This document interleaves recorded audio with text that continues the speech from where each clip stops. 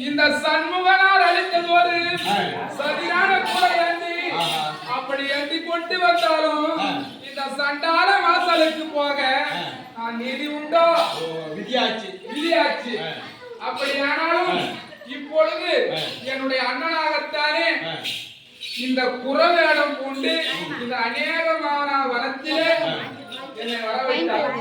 ஆனால்